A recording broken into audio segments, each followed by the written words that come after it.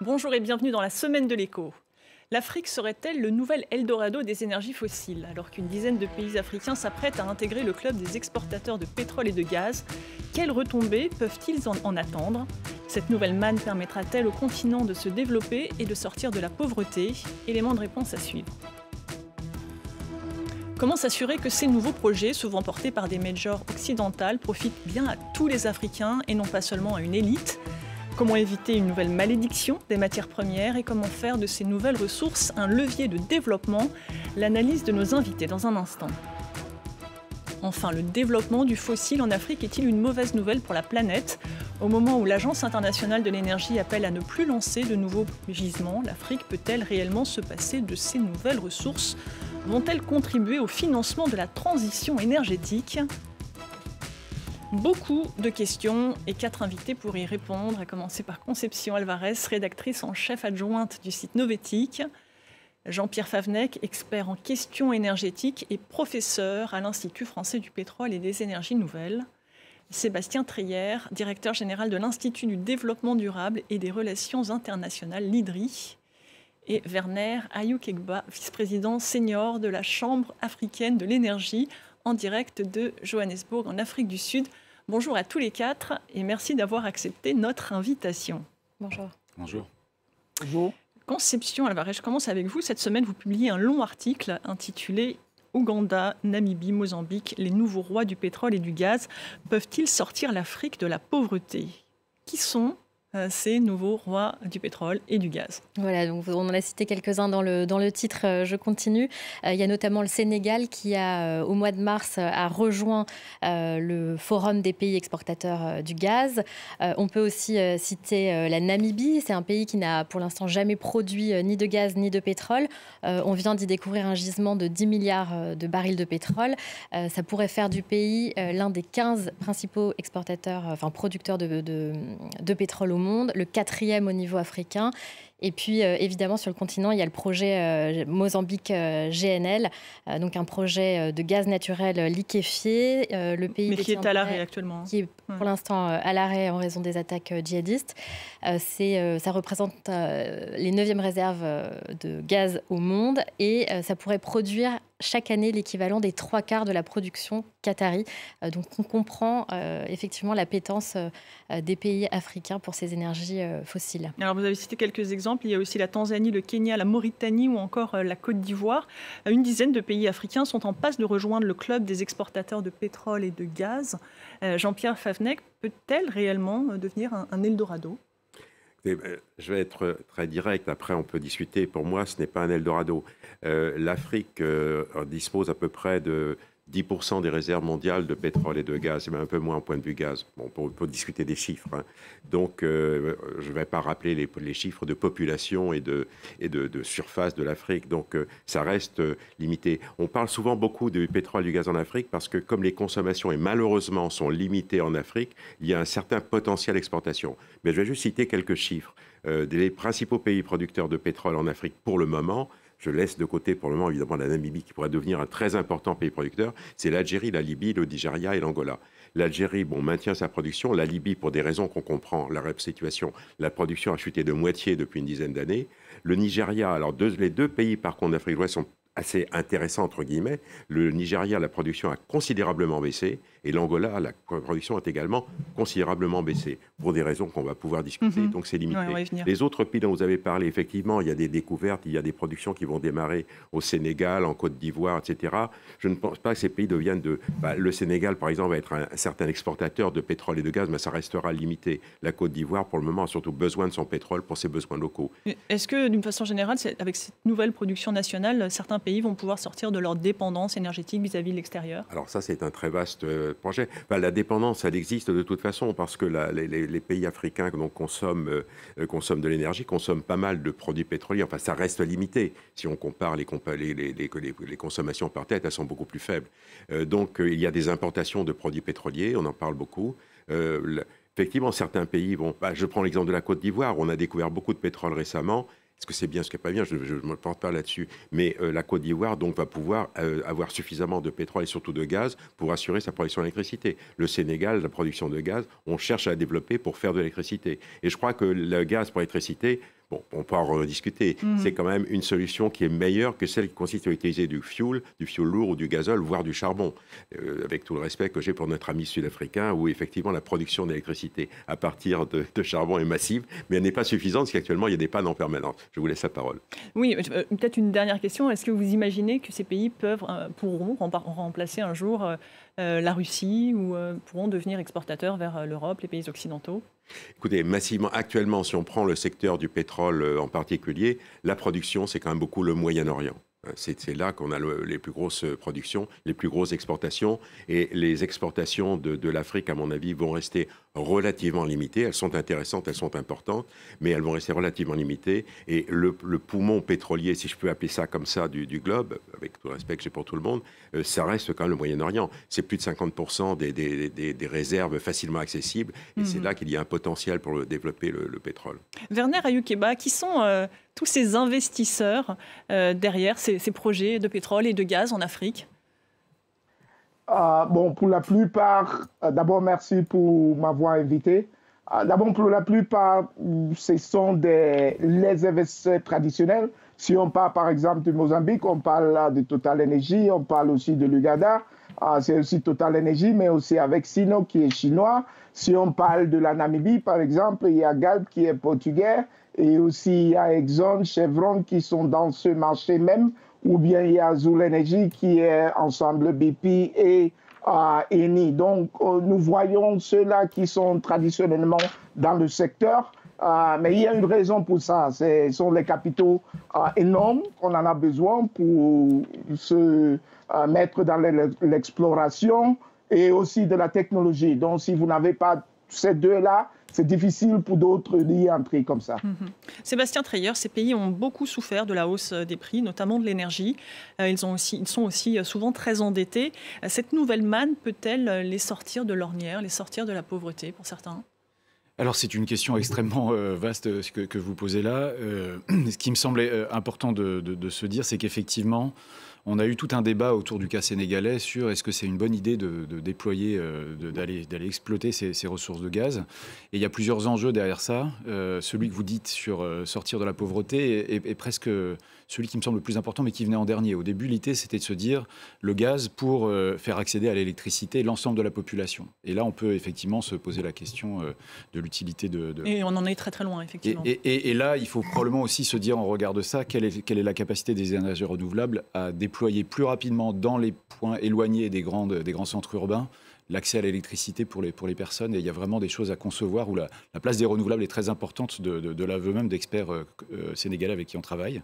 Il y a aussi la question du gaz qui serait probablement un déclencheur plus rapide de l'industrialisation dans les pays. Et le World Resources Institute, un think tank américain, a fait une étude de quelle est la quantité de gaz qu'il faudrait comme déclencheur de l'industrialisation. Et il est probable qu'on en ait besoin, mais que ça soit pas extrêmement important. Et en revanche, ce que je trouve, on voit vraiment depuis toute cette controverse sur est-ce que le Sénégal doit ou pas utiliser son gaz, j'ai l'impression que ce que le gouvernement sénégalais de Macky Sall avait dit finalement, c'est, vous savez pourquoi on a besoin du gaz? Parce qu'on n'a pas d'argent. On a besoin de cash pour pouvoir investir dans nos infrastructures de la transition énergétique, dans nos infrastructures de transport, etc. Et tant qu'on n'a pas une solution autre au déséquilibre financier, parce qu'on est en pleine discussion sur la réforme de la Banque mondiale et du FMI, pour traiter la solution de ces pays qui aujourd'hui font face à des taux d'intérêt complètement dingues, le gouvernement sénégalais dit, si j'ai pas d'autre solution, moi le gaz, ça me sert à quelque chose. Alors justement, le Sénégal, au Mozambique ou en Namibie, la Banque mondiale estime que l'entrée en production des gisements devrait quasiment doubler la croissance. Est-ce que ça vous semble réaliste?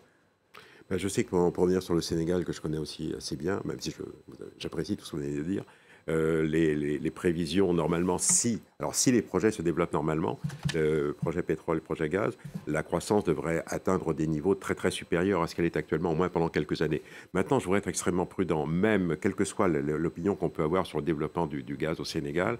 Bon, ce n'est pas encore tout à fait fait. Ben, ça va démarrer, là, mais l'exportation de gaz va se faire. L'utilisation locale, c'est un peu plus compliqué.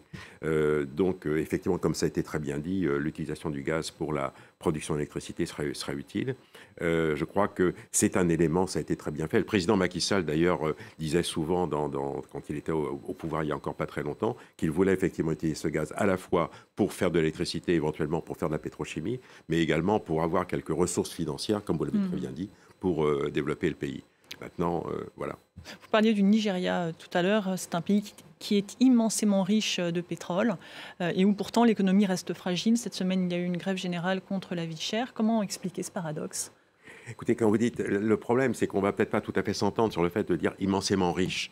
Le Nigeria produit donc 1,4 million de barils par jour. C'est-à-dire, si on compare ça, c'est pas mal, mais ça fait... Je suis d'accord avec vous que c'est pas mal. Mais il faut savoir que la population du Nigeria, c'est largement plus de 200 millions d'habitants. On va aller vers les 300 ou 400 millions d'habitants. Enfin, il faut être très prudent avec les prévisions démographiques. On va aller assez loin. Donc, je suis tout à fait... Je comprends ce que vous dites. Maintenant, je pense quand même qu'au Nigeria, même si on peut se poser des questions sur l'utilisation de l'argent, c'est un pays démocratique depuis M. Obasanjo. C'est un pays où il y a des discussions permanentes sur la répartition de l'argent entre le niveau fédéral, le niveau local et le niveau régional. Donc je crois, mais c'est clair effectivement que l'argent ne va pas forcément uniquement financer des projets de développement, des projets d'éducation, des projets de santé comme on le souhaiterait. Mais bon, c'est une Il y a aussi un problème de vol. Il y a un problème de gouvernance, on en reparlera à la fin, je crois, de l'émission. Ou de vandalisation des Alors, il y a aussi une partie qui s'explique. Est-ce qu'il y a une volonté, par exemple, de l'État de lutter sérieusement contre... Oui, alors le Nigeria, c'est d'ailleurs un cas, je crois, quand même à peu près unique, même s'il n'est pas tout à fait particulier, un cas unique où à peu près 20% de la production disparaît. C'est-à-dire que elle disparaît. Ben, elle disparaît pas tout à fait. Il y a des gens qui siphonnent un peu les oléoducs et qui utilisent le pétrole pour des productions locales. Alors, le gouvernement, depuis très longtemps, essaie de lutter contre ça, de monsieur Goodluck. Il y a quelques années, le président Buhari avait continué à lutter, etc. Mais il y a des mouvements extrêmement puissants, j'en cite qu'un seul, qui est le mouvement d'émancipation du delta du Niger, mais ce sont des gens aussi, ça représente la population locale, une fraction de la population locale, qui est tout à fait contre l'exploitation du pétrole. Non pas par elle-même, mais parce que ça provoque effectivement des dégâts. On est tout à fait d'accord. Et là, personne ne viendra le contester. Et donc, ce sont des mouvements qui sont assez forts, assez puissants, et qui donc s'opposent à la... Et là, il y a pratiquement une guerre entre l'armée nigériane, j'exagère un tout petit peu, et ces mouvements, donc, ils sont quand même très puissants. Je voulais juste intervenir parce qu'on travaille avec un professeur, Chukwuemeka Okereke, qui est donc d'une université du sud-est du Nigeria et qui travaille sur à quoi ressemblerait la décarbonation de l'économie nigériane. On a l'impression de poser la question impossible, c'est-à-dire une économie de rente sur le pétrole, comment est-ce qu'elle pourrait se décarboner ? Ce qu'il faut voir, c'est qu'au Nigeria, il y a des groupes économiques, je crois que c'est assez convergent avec ce que disait monsieur, c'est qu'en fait, il y a des groupes d'intérêt au Nigeria qui trouvent que la dépendance au pétrole, notamment de l'État fédéral pour ses ressources, est un énorme problème politique. Tous les hommes d'affaires et femmes d'affaires de Lagos ne dépendent pas de l'économie, dépendent de l'accès au pétrole pour se véhiculer, mais au fond, l'économie nigériane n'est pas que l'économie du pétrole.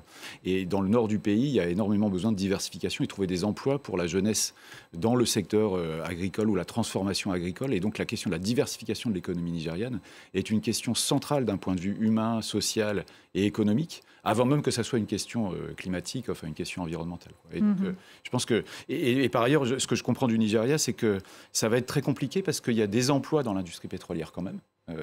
Par rapport à d'autres pays qui exportent directement, il y a une vraie industrie de la transformation. Mais avec le paradoxe fondamental, c'est que néanmoins, le pétrole est quand même réexporté et que les carburants sont réimportés. Et donc, il y a de la transformation, mais pas le raffinage. Le raffinage est fait à l'extérieur. Et donc, il y a vraiment des tas de choses qu'il faudrait essayer de modifier dans cette économie nigériane. Et je pense qu'il y a que pas mal d'acteurs dans le paysage politique et économique du pays qui trouvent qu'il faut faire évoluer ce pays vers autre chose. Alors, on parle du Nigeria, il y a sans doute... Je peux juste rajouter un tout petit point. Vous avez parfaitement raison, en particulier cette aberration qui était d'exporter du pétrole, de réimporter tous les produits. Il y a 4 raffineries qui existaient, qui ne fonctionnaient pratiquement pas. Il y a une nouvelle raffinerie qui a été créée par M. Dangote, qui est connu, c'est l'un des 2 ou 3 grands milliardaires africains qui a construit une énorme raffinerie qui est en train de fonctionner. Est-ce qu'elle va d'ailleurs servir à alimenter le marché local et en même temps, elle va certainement exporter d'ailleurs des choses extrêmement intéressantes autour de cette raffinerie. Je dis intéressant d'un point de vue intellectuel, je ne dis pas forcément intéressant, mais voilà, la situation risque de changer un petit peu. Mais globalement, vous avez raison. Donc on peut effectivement multiplier, on peut parler d'autres pays. Qu'est-ce qui fait que ces richesses ne se traduisent pas nécessairement en réseau routier de qualité, en hôpitaux, en écoles, en infrastructures, en emplois stables pour la population? Si vous permettez, depuis Johannesburg, Karina. Oui, Werner Ayukeba.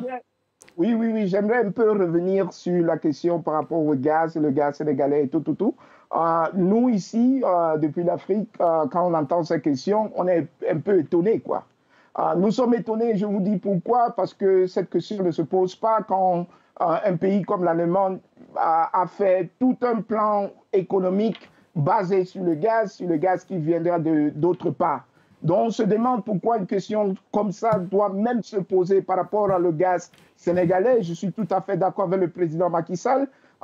C'est aussi les revenus et c'est aussi quelque part pour chercher à industrialiser le pays et donner peut-être l'électricité à toute une sous-région, quoi. Donc pour nous, même la question, c'est un peu étonnant, quoi, parce que le gaz, c'est une ressource pour utiliser. Et si c'est compétitif par rapport à d'autres ressources, bon, voilà, c'est comme on dit en anglais, un no-brainer, quoi. C'est quelque chose qu'on doit y foncer et foncer plus là. Mais le Sénégal, précisément, a mis en place un nouveau système fiscal. Et le président insiste, ou en tout cas le ministre du pétrole insiste pour que les richesses profitent à la population. Vous pensez que ces mesures vont pouvoir permettre une bonne redistribution des richesses? Mais bon, ça c'est toute une autre chose et c'est aussi par rapport à la gouvernance. Donc le Sénégal, le nouveau gouvernement sénégalais même a le droit de mettre toute une batterie de solutions pour y adresser la distribution des revenus qui vient, pas seulement de gaz, on peut aussi voir de l'or. Je crois qu'on fait toujours une grande erreur quand on fait ça par rapport à les ressources naturelles. Tous ces pays africains doivent développer des systèmes pour pouvoir distribuer les revenus. Ce n'est pas quelque chose qui doit être spécifique par rapport à l'énergie ou bien le gaz et tout ça. Moi, je le souhaite bonne chance et je crois que c'est possible. Je crois que c'est quelque chose qu'il peut faire. Seulement, je mentionne et j'espère qu'ils vont continuer à créer un environnement pour que d'autres investisseurs entrent au Sénégal pour explorer et pour faire plus d'exploration parce que sans exploration, il n'y a pas de gaz, quoi. Concepción Alvarez, dans votre dossier, vous montrez que Total met en avant la création de richesses locales. Avec des exemples précis. Oui, exactement. Il citait l'exemple de l'Angola, mais aussi du Nigeria. Et on voit qu'il y a un taux de travailleurs locaux très important qui dépasse la plupart du temps les 90%. Mais ce qu'on voit aussi, c'est que c'est des emplois qui se situent au moment de la construction des chantiers, pas forcément après. C'est des emplois qui sont souvent précaires à la journée, des emplois risqués, des emplois qui sont plus dangereux et qui sont peu qualifiés. Donc effectivement, de plus en plus, les compagnies essayent de faire travailler les personnes localement, mais il faut voir aussi tous les effets négatifs de ces projets dans les pays. Voilà, donc on y reviendra sans doute après. Mais précisément. Pardon. Oui, je crois que le problème de la main-d'œuvre locale, il y a un gros concept en Afrique qui est très important, ce qu'on appelle le local content. J'ai travaillé donc au Sénégal et je plaisantais un jour en disant que j'ai dû assister, je ne l'ai pas fait évidemment, à 150 réunions sur le local content. Et c'est une préoccupation permanente. Local content, ça veut dire contenu local, c'est-à-dire exactement ce dont on parlait, c'est-à-dire l'utilisation de ne pas, par exemple, sur des plateformes de production, dans les installations de production, avoir uniquement des expatriés, qui d'ailleurs, dans certains cas, pourraient faire appel à la main-d'œuvre locale. Mais faire appel à la main-d'œuvre locale. Et donc, il y a un très gros effort. Je prends une nouvelle fois l'exemple du Sénégal, mais c'est un exemple comme un autre. Il y a un pays d'ailleurs qui a été leader en matière de contenu local, ça a été le Nigeria, qui a fait beaucoup d'efforts, ce qui n'empêche pas les difficultés qu'on a observées tout à l'heure. Mais au Sénégal, donc, ce qu'il faut aussi, c'est former. Et donc, dans la plupart des pays, il y a une volonté de créer des écoles de formation. Je ne dis pas que ça répond à toutes les questions, mais et puis il y a une chose aussi, puisqu'on parle pétrole et gaz, il y a aussi quand même une grosse activité dans le pétrole qui est tout simplement la distribution des produits pétroliers, qui emploie beaucoup de gens. Et là, dans les stations-service, vous avez de la population locale. Bon, ça ne répond pas complètement à la question, mais de toute façon, le secteur amont, que vous l'avez très bien dit, va employer beaucoup de gens au moment du développement des projets, parce que là, il faut construire. Mais une fois que les projets sont en opération, c'est quelques dizaines, quelques centaines de personnes par projet, pas plus. Et les raffineries, par exemple, c'est très peu rentable pour des majors comme Total ou BP de construire des raffineries sur place parce que finalement, le marché est assez fragmenté. Donc, à chaque fois, il y a cette promesse de construire une raffinerie. Par exemple, en Ouganda, le ministre du Pétrole assure que le projet ICOP d'oléoduc géant va être associé à une raffinerie, mais en tout cas, Total Energy n'est pas associé à ce projet. Et il n'y a pas d'intérêt vraiment pour une major d'aller construire des raffineries sur place. Donc, ce qui se passe, c'est qu'effectivement, le pétrole est extrait, il est envoyé ailleurs, raffiné, et puis réimporté sous forme de... Vous me tendez une perche précisément sur ce projet très décrié de Total, donc en Ouganda et en Tanzanie. En novembre 2022, la multinationale avait ouvert ses portes aux médias. Voici un extrait du reportage de nos confrères de France 2. Voici à quoi ressemblera le projet. 426 puits de pétrole regroupés dans le nord-ouest de l'Ouganda et puis un pipeline géant de plus de 1400 km de long qui reliera la zone de production au port de Tanga, en Tanzanie. En tout, plus de 100 000 personnes seront affectées par les différents chantiers. Total a promis de dédommager tout le monde. Ses représentants nous emmènent visiter ces maisons flambant neuves, dans lesquelles ils disent avoir relogé 900 personnes, comme cet agriculteur. Ça, c'est le bâtiment principal avec 3 pièces. Vous savez, changer de maison comme ça, c'est pas normal en principe. C'est quand même différent ici. Total affirme qu'ils construiront 700 maisons en tout à 40 000 € pièce. Une information impossible à vérifier. Ils ont l'électricité et ils ont accès à l'eau. Donc les conditions se sont améliorées de fait. Ça, c'est un fait. Ce qu'on fait sur le projet, c'est exemplaire. Exemplaire. Exemplaire selon Total. Pourtant, les mécontents comme Mugisha Djelouzi sont nombreux. Cet agriculteur a tout perdu, ses maisons, ses champs, et il affirme qu'il ne s'est vu offrir qu'une maigre compensation.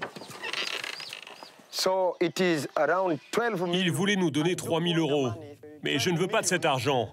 Cette somme n'est pas suffisante pour me reloger ou reconstruire une maison quelque part. Il a refusé, mais dit avoir ensuite subi des pressions de la part des autorités ougandaises. Je n'ai pas eu le choix. J'ai dû partir. Et j'avais beau crier, personne ne m'a écouté. Mes droits ont été bafoués. Le projet pétrolier fait aussi polémique, car il empiète sur un parc national, les Murchison Falls, l'un des joyaux de l'Ouganda. 132 puits de pétrole seront forés dans le parc.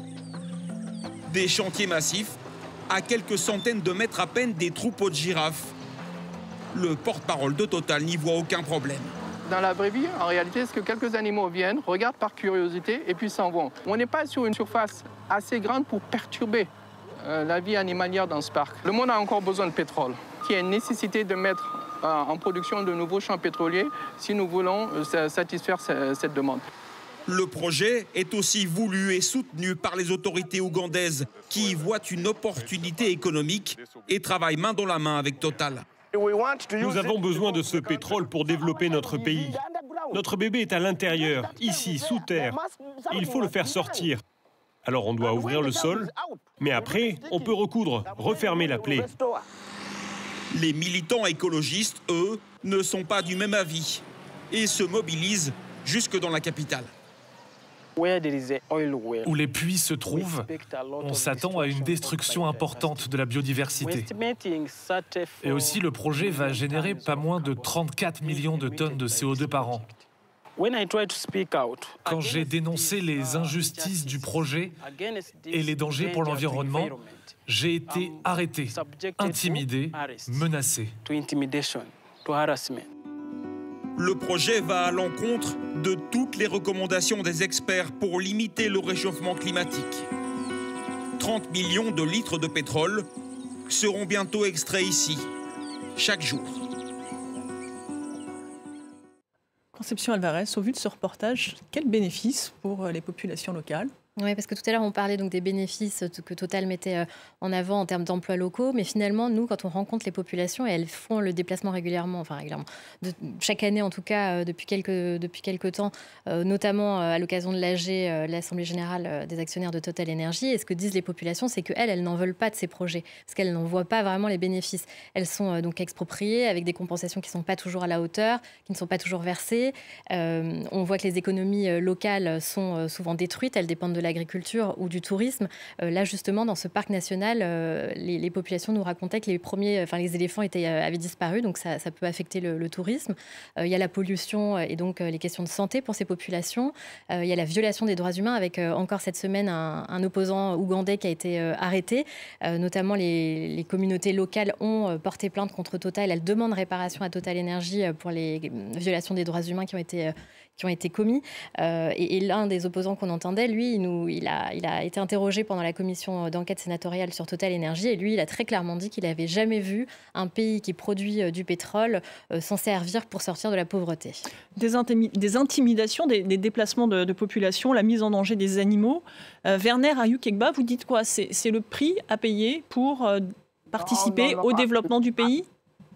Ce n'est pas absolument le prix. D'abord, j'ai un problème avec le reportage. Et je vous dis simplement, le reportage est comme si c'était quelque chose, Total Énergie contre les populations. Je ne crois pas que c'est correct. Ce n'est pas seulement un projet de Total. C'est pas ce que dit Total dans le reportage. Hein. Non. C'est un projet du gouvernement, surtout du gouvernement souverain de l'Ouganda, qui a décidé avec un partenaire, absolument oui, Total, mais ce n'est pas Total qui a fait la décision par rapport à que le projet y avance. C'est aussi le gouvernement de l'Ouganda. Donc, peut-être ça aurait été mieux d'interviewer le gouvernement de l'Ouganda. Il y avait un représentant de l'Ouganda dans le reportage qui défendait le projet. Il y avait un militaire qui était à côté. Ce n'est pas lui le représentant du gouvernement de l'Ouganda. Et la raison pour laquelle je dis ça, c'est parce que il y a une conception qui dit les populations ont dit. Mais les populations, ceux-là qui ont été interviewés, nous avons déjà entendu du professeur qui nous a dit que tous ces pays-là voient une augmentation dans le BIP et tout. Certainement, il y en a des problèmes qui viennent avec l'exploration, mais c'est aussi à le gouvernement et ces pays-là et ces compagnies-là d'apporter des solutions. Mais comme ça a été reporté, c'est un très grand problème. Et c'est un problème qui fait que d'autres ne cherchent pas à investir dans des trucs comme ça parce que personne ne veut être affiché. Mais le problème de l'Ouganda, c'est que l'Ouganda a besoin de ressources pour développer son pays. L'Ouganda ne peut pas continuer à chercher de l'aide partout. Il y a d'autres pays qui ont eu développé leur pays. Il y a certainement ceux-là en France aussi, qui ont été peut-être désaménagés pour faire des sites nucléaires. C'est quelque chose qui se passe. C'est inhérent à ce type de projet. C'est ce que vous nous dites. Bon, quand vous avez des grands projets, ça n'a rien à voir avec l'Ouganda seulement. Quand vous avez des grands projets, il y a certainement ceux-là qui doivent être déaménagés pour le bien du pays.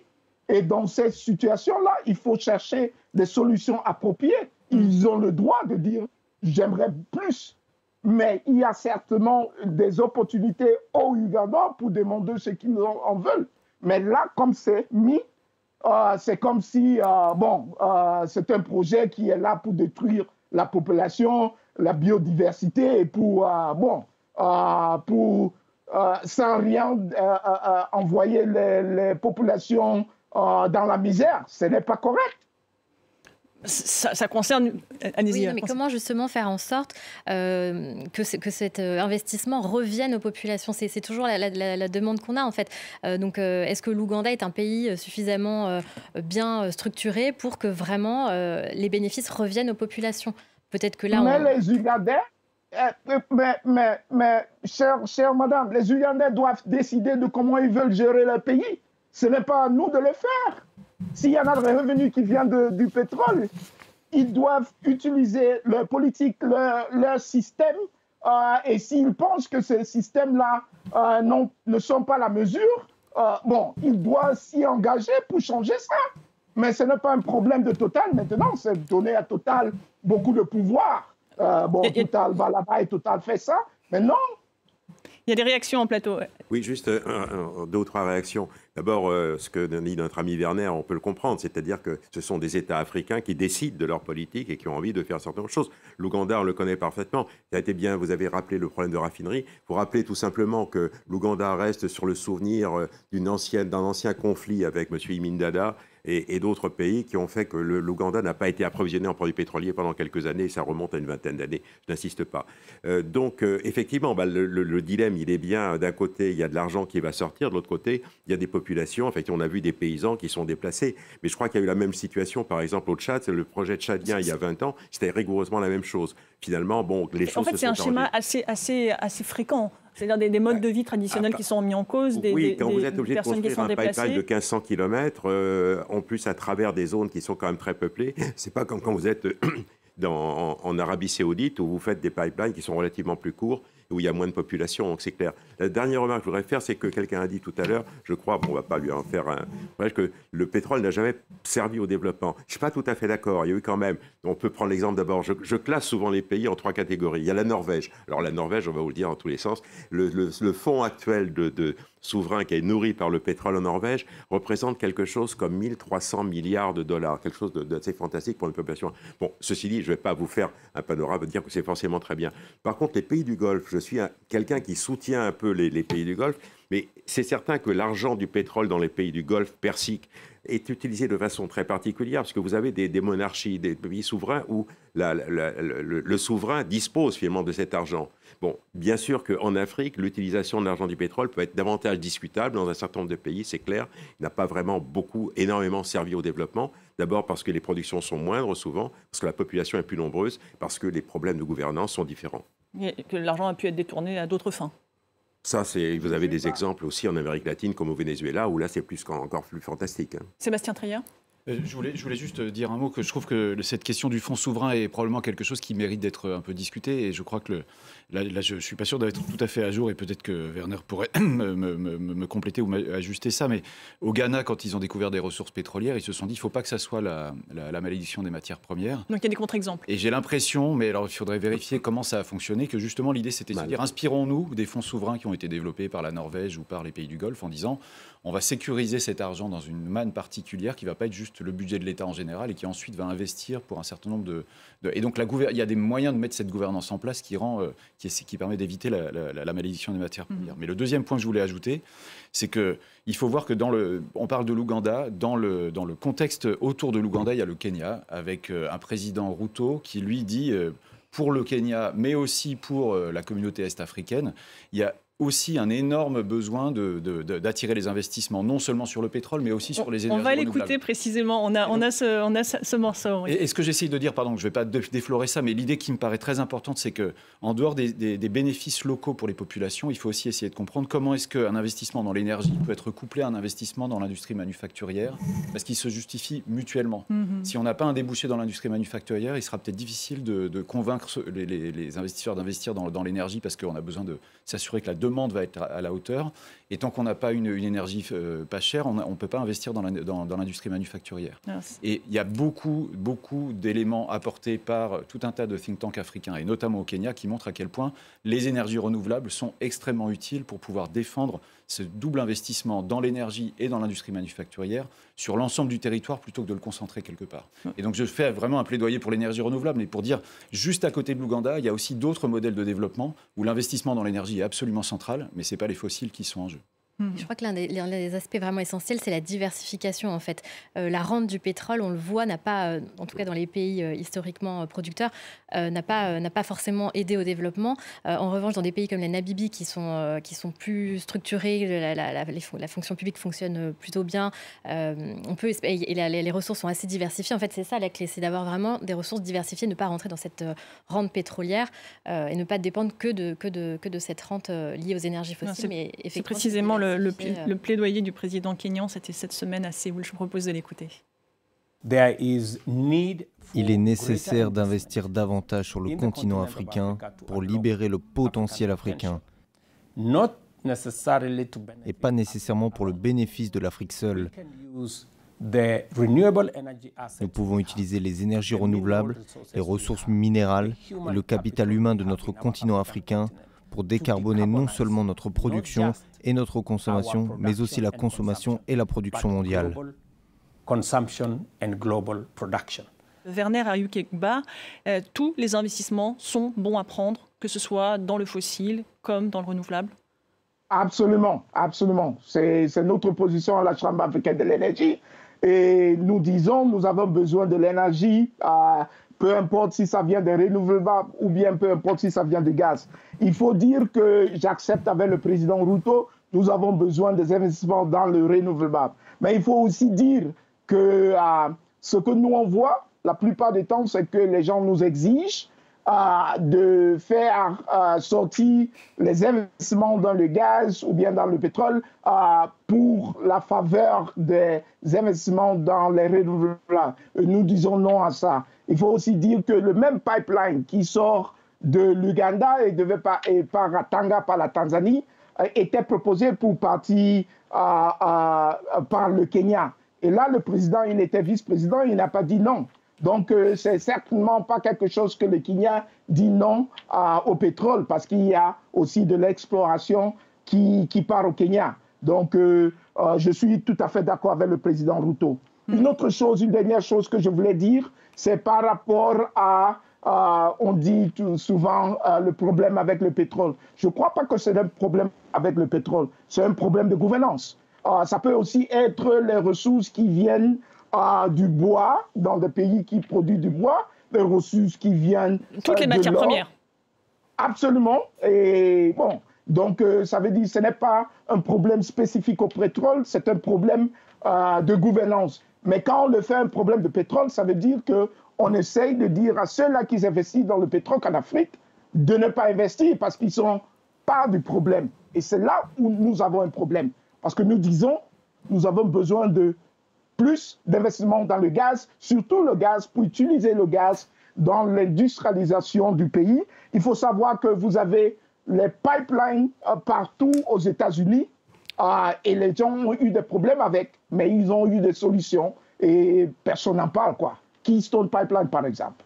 Non, mais il est évident qu'on ne peut pas dire, nous, occidentaux, aux Africains, de ne pas utiliser les ressources fossiles pour se développer. C'est évident, il faut essayer de le faire de la Il est peut-être bon d'ailleurs de rappeler qu'en termes d'émissions de gaz à effet de serre, l'Afrique est loin, très loin derrière les pays occidentaux. Mettre en avant, l'Afrique, c'est 3% des émissions de gaz à effet de serre.